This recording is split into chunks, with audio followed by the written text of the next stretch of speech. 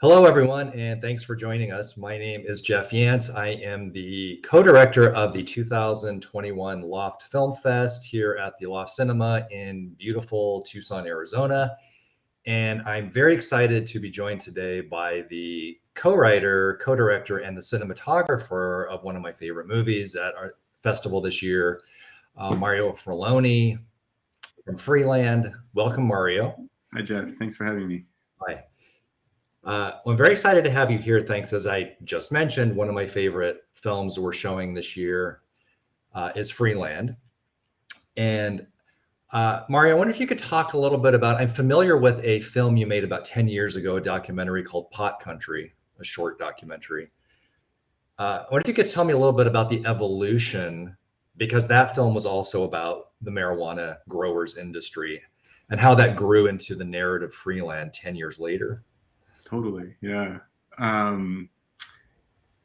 So Kate, who's the co-director, co-writer of Freeland, and I met in journalism school about 12 years ago now. And she's from California. And for a brief period, she became the New York Times pot beat reporter, basically. And so she was...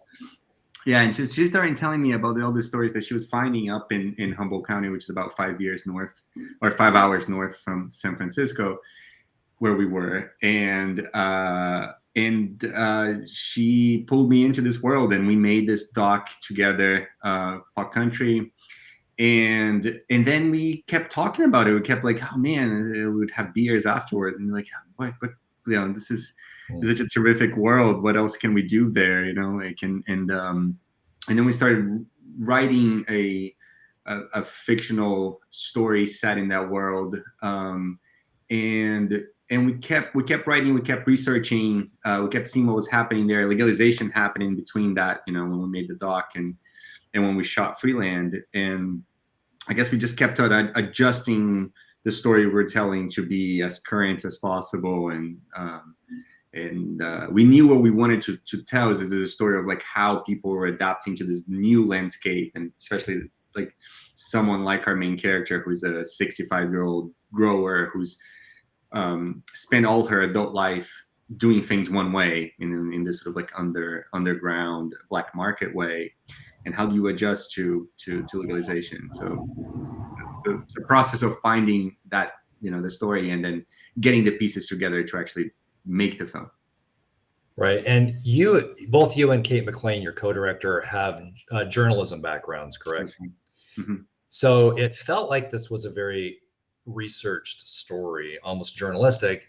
There are documentary elements to Freeland, certainly. Could you talk a little bit about the kind of research you did, journalistic research? Yeah, totally. So I think when we're making the doc, we did a ton of research about the history of the place, the arrival of the hippie back to the landers who got there in the 60s, 70s, and we're looking for a way to make a living in these really scraggly, not very fertile hills in this area as farmers. And the locals would laugh at them, right? They were like, "You can't make a living here." Yeah. Basically, like the logging industry was going down the tubes, and how they found pot and all of that. And we made a lot of connections, right? Like of local historians and just people who were there, but growers and locals. And so like we kept going to the folks that we had met and seeing how they were, adapting to the transitions. And so it was quite an organic way of researching. We were like, it would be like a checking in, as we kept writing the script. So it was like, what is actually happening now, the whole like script writing process took almost about like 5 years, because it takes a while to get the pieces together to make the film. So we kept on changing things, and what we settled on is a script that was quite lean and that we could change quickly to if there was a new piece of information that we found, was like or an interesting detail we could add in. Mm-hmm. So I'm curious, as a journalist, did you go into the feature film with journalistic integrity? You weren't going to make a statement, or did you feel like as a narrative filmmaker you could sort of make a statement and maybe have a bit of a political agenda? Yeah, I think even as a documentary libertarians, we had not an agenda necessarily, but I- we're not going into it with this idea of complete impartiality or neutral gaze. I think we're very much assuming what we found interesting about it. Like what we found was like the interesting sort of like contradictions of like people who went to a place and very idealistic people trying to create a new world and in this idea of like what happens when capitalism comes in very quickly into a place. That seemed very interesting to us, and I don't think what we're trying to be is as close to the feeling of the place and the reality of the place as we felt it as possible. And so that really translated into the kind of production design we wanted to do, the kind of cinematography and sort of like filming that we wanted to do in the kind of story that we wanted to tell, that sort of like very like naturalistic way of telling the story. And in some ways what we felt as we had finished that first doc was that doing that in fiction would be in some ways easier than trying to do that in doc because of the secrecy that surrounds this activity. So where did you shoot the film? Was it on an actual working pot farm? In several actual working pot farms. Yeah, it was. We cobbled her farm, Devi's farm, out of 3 different locations. Two of those were actual working pot farms, and the third was a former pot farm, but that the guy had just retired, basically, and we could film in his cabin. Yeah. Because it looks, again, it feels very authentic and feels documentary-like, and it feels like this is really happening. I know that there are a few non-actors in the film, but it's mostly professional actors, I suspect, right? Yes. Yeah. And you kind of touched on the whole hippie idealism, like the utopianism, and how that clashes with bureaucracy and corporatization, which, by the way, is something that's very resonant here in Tucson. The idea of like aging hippies living here in the desert is one reason I knew this film would go over well here in Tucson. But I'm kind of curious, like, what was your relationship to the kind of counterculture mythology? Yeah.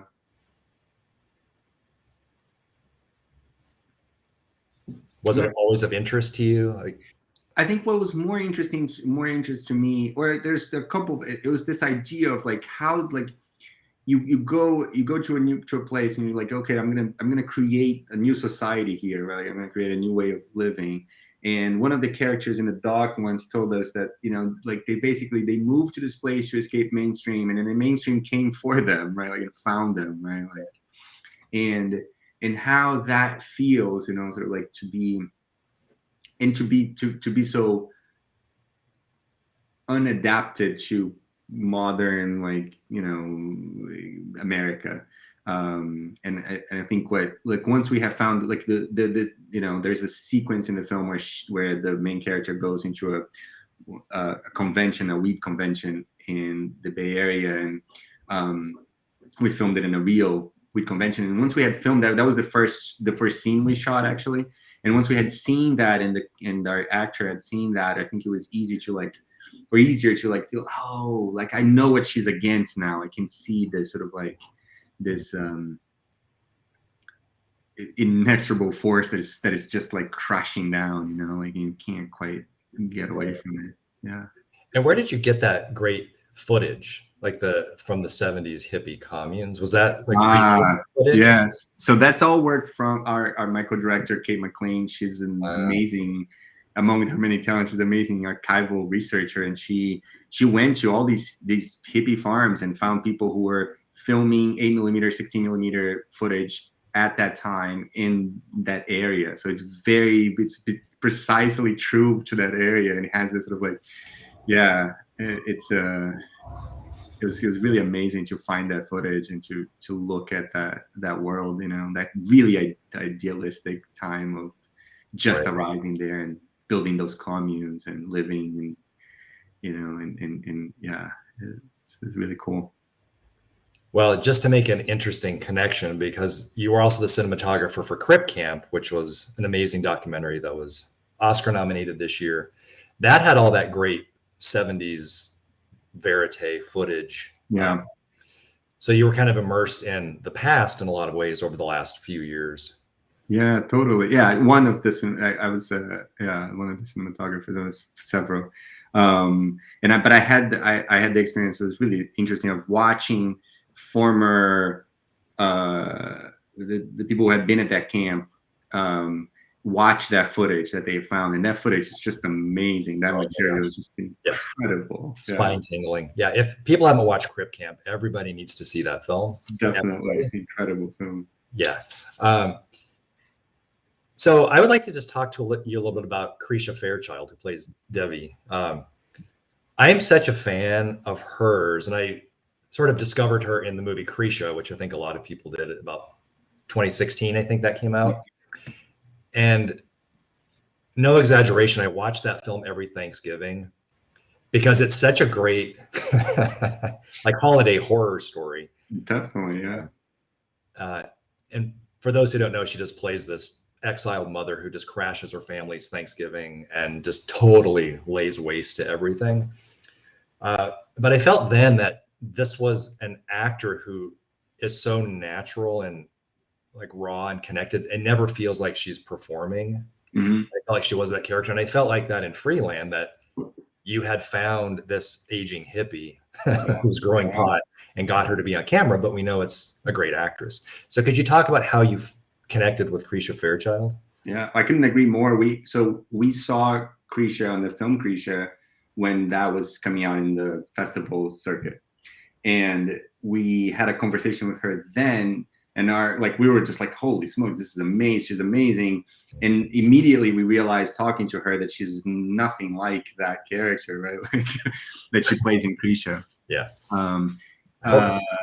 And we started talking to her then. So that was about 3 or 4 years of 3 years of going back and forth as the film almost got made and then didn't get made and almost got made, and exchanging experiences and talking through the character of Devi. And Krisha always talked about how she felt that there was a time in her life that she almost took that route, and she has had this sort of like this life story that is so self-reliant and so independent, fiercely independent. She went to Hollywood and then she was like, screw this, I'm getting out of this. And so she had this sort of like life that there was so much that she could draw from, but she's not like Dev either, right? Like, so this, but she can get so deeply into it that we had this experience of, in the down days, she would go to the farmer's market in the little town where we're staying, and people like these hippies would try to pick her up, like, they were like, you're like, who's this new person in town? Like, well, and what I thought was amazing about her performance in Freeland is that typically when you see portrayals of aging hippies, they're kind of cuddly and maternal and nice and kind of, hippy dippy. Yeah. And she's not. She's very kind of coiled and tense and a little manic, but she's friendly when she needs to be. But it's not a typical sort of hippie performance. Yeah. And did you work with her on creating that character, or did it come to her fully formed? No, it was definitely like a lot of her, a lot of conversation, a lot of her bringing ideas.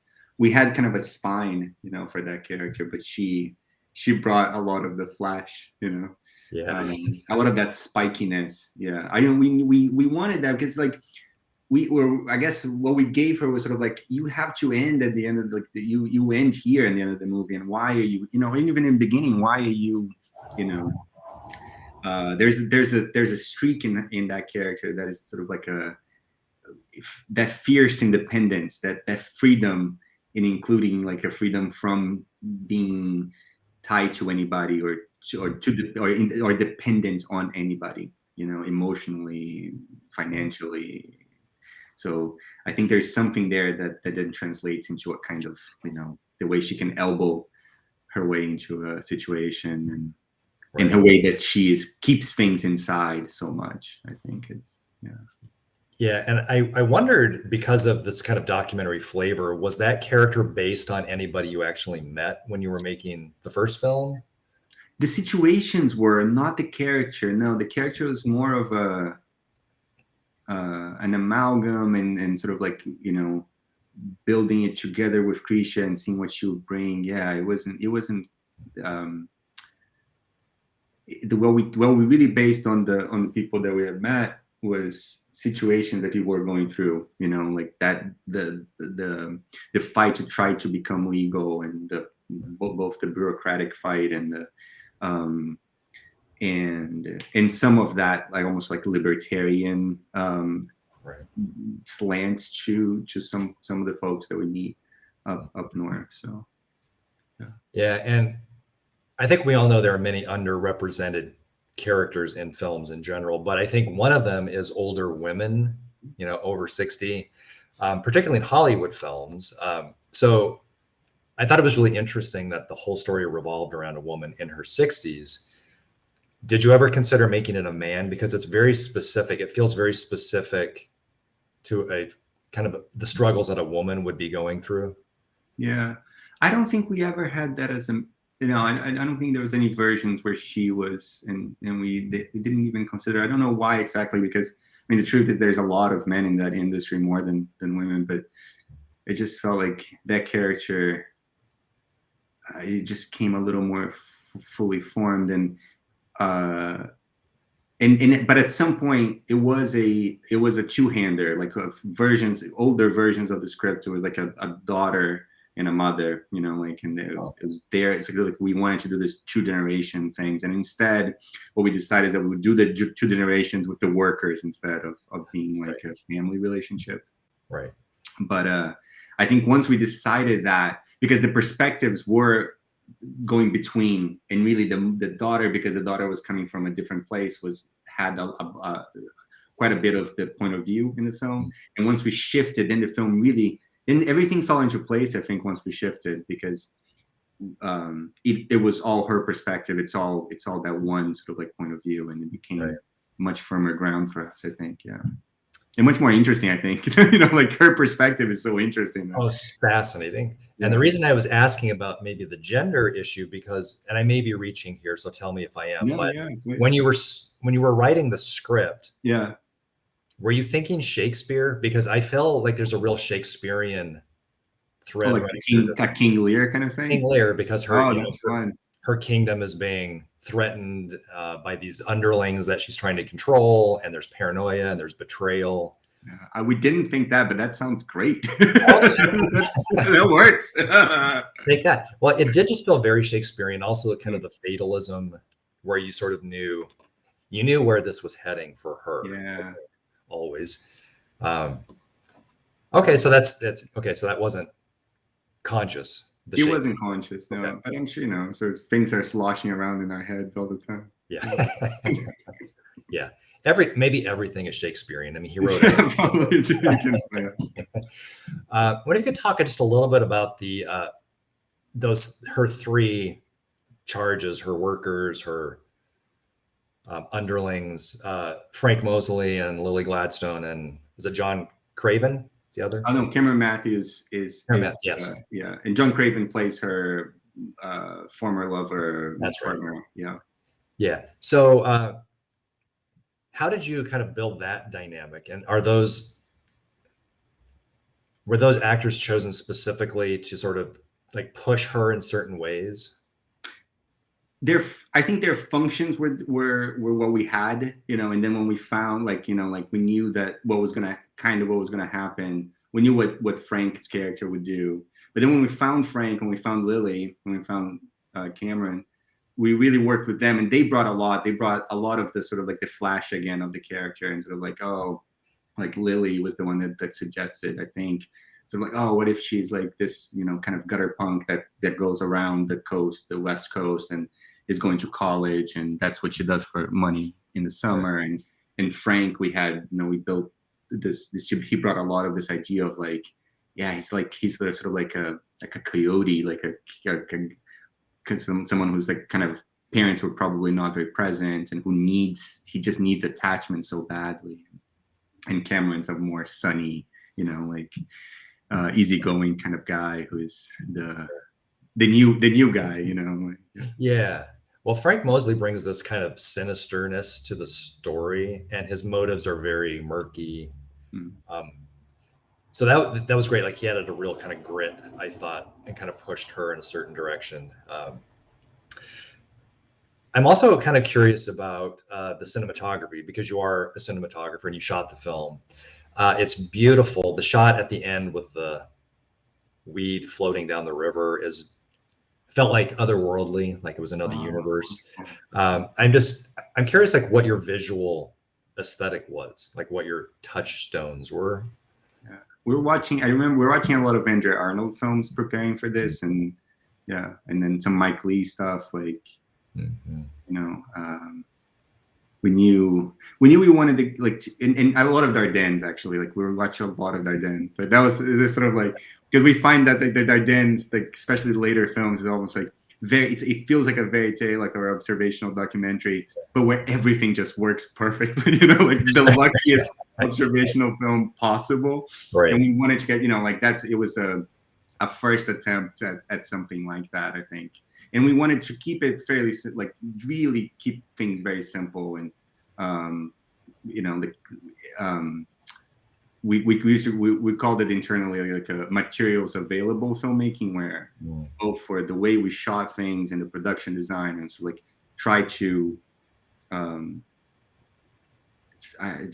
keep things as simple as possible, and to tell that story as simply as possible, and sort of like use the camera as a tool and never call too much attention to it. And let the, you know, and we did things like we always had a set that was lit, or almost always lit 360, so we could film any way that we wanted, and we didn't block things very strongly. We left the blocking quite loose on purpose, so that we could film it as if we were following a documentary in that sense. You know.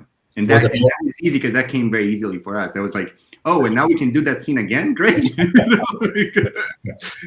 Yes. Was that all shot in Humboldt County then? It was, except for the convention. Yeah.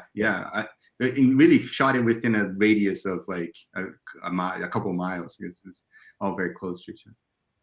And that's sort of a great character. The location is a great character because it allows for these kind of hidden stories to be taking place because of the foliage and the trees. And here in the desert, we have the open spaces, and it's a very different. I mean, I think there's a lot of this activity depicted in the film going on here in the desert, but it's just such a different feeling because of the openness. Yeah. And so people are in like little trailers, and you know, yeah. So did you ever consider shooting it elsewhere, or was it always going to be there? I don't think we didn't,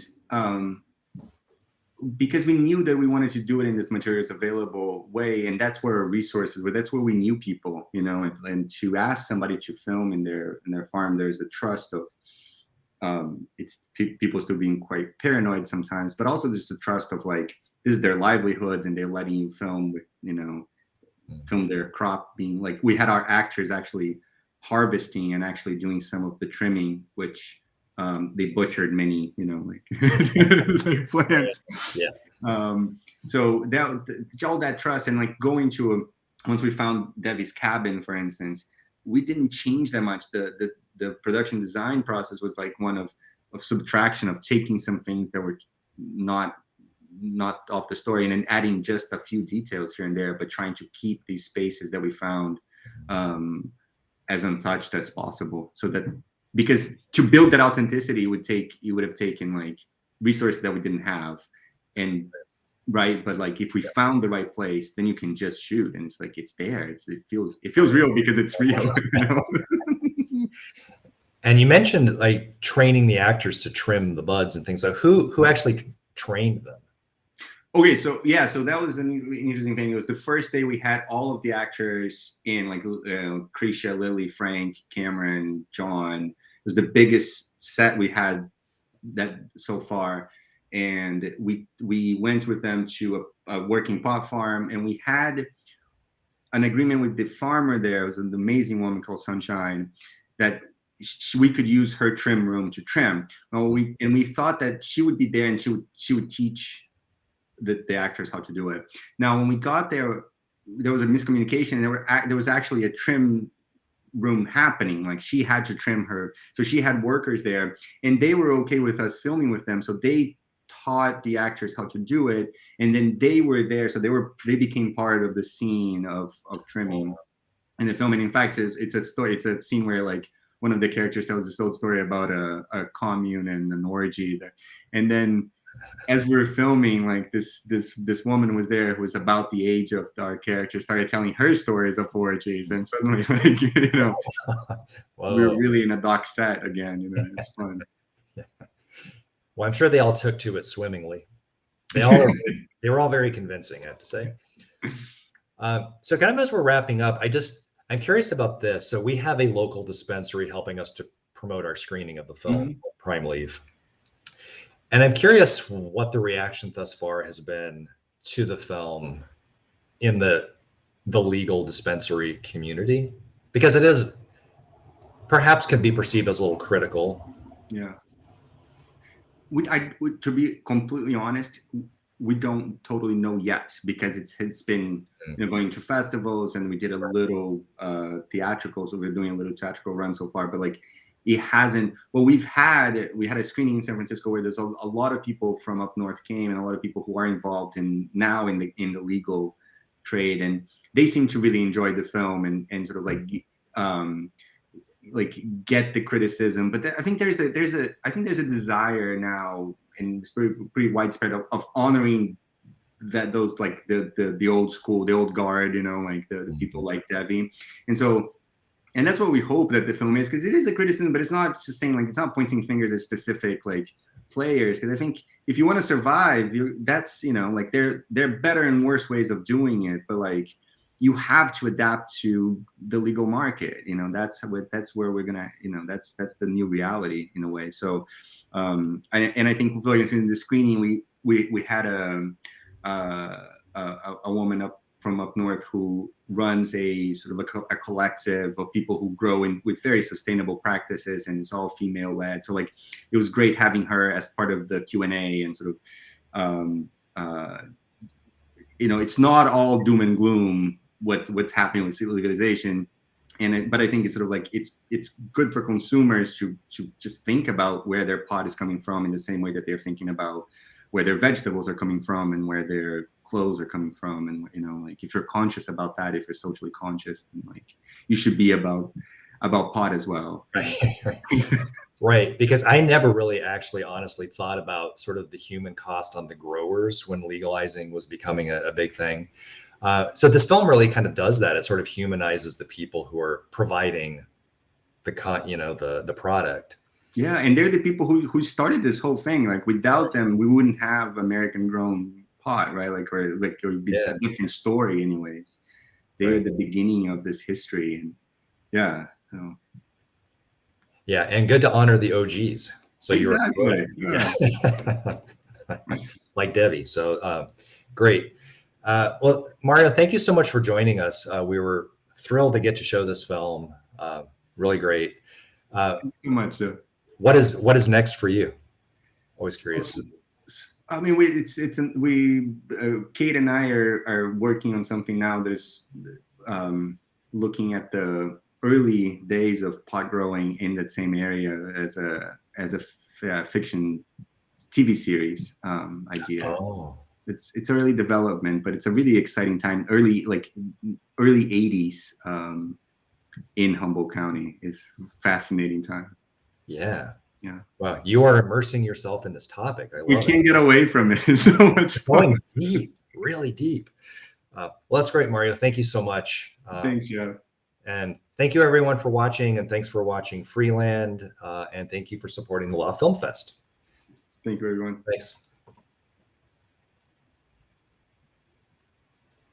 guess that's it. Well, thank you, Mario.